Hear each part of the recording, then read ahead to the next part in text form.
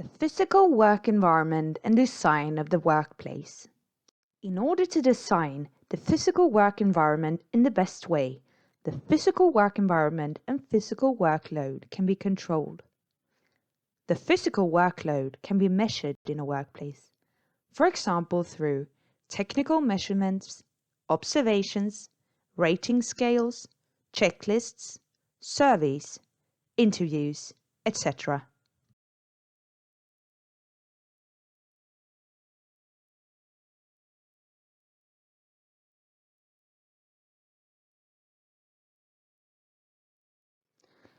As mentioned, the largest part of both the sitting and standing work should be executed as close to the body as possible.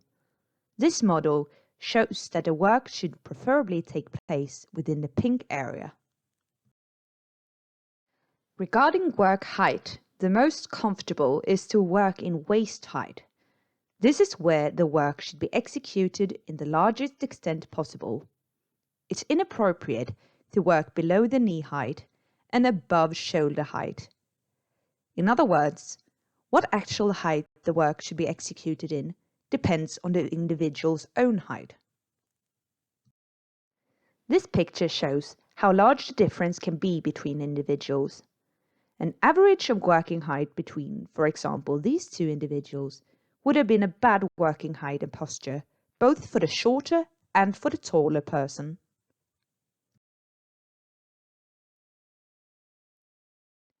Since individuals come in all different shapes and sizes, one can use Anthropometrics, the study of how the body's measurements, size and capabilities in order to adjust the workplace, ergonomic aids, writing desks, protective equipment, etc.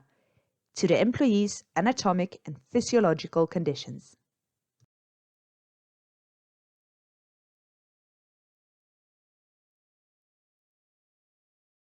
In order to come to terms with negative physical workload and work postures, work motions, and lifting in working life that may create ill health, every work step and body part that's subjected to the workload needs to be examined regarding the workplace, ergonomic and technical aids, and protective equipment that should be designed and adjusted to the employee's unique body measurements and functional diversity in order to be designed in the best possible way according to the following aspects: how large the workload is, in kilos, degrees, and work height; how long the duration of the workload is, in minutes at a time, as well as how often the workload is repeated during a month, week, day, hour, and minute.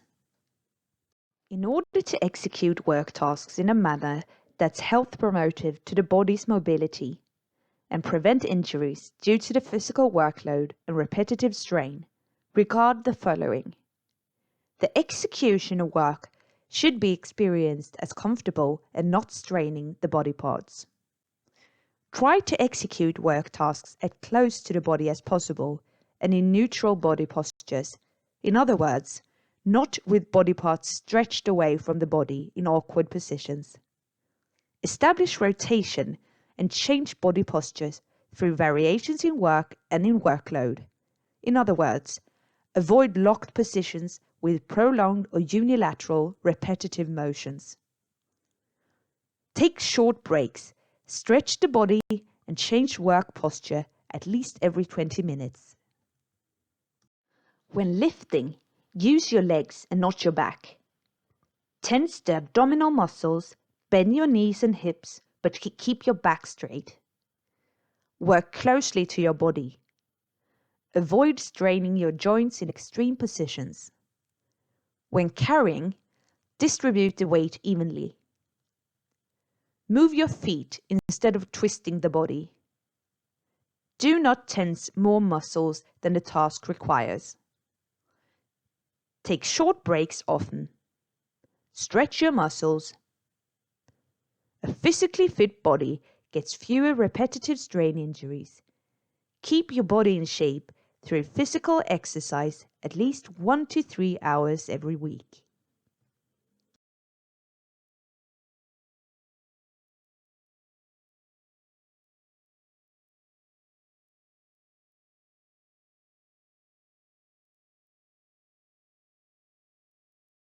Take a few moments to consider and reflect on the following questions.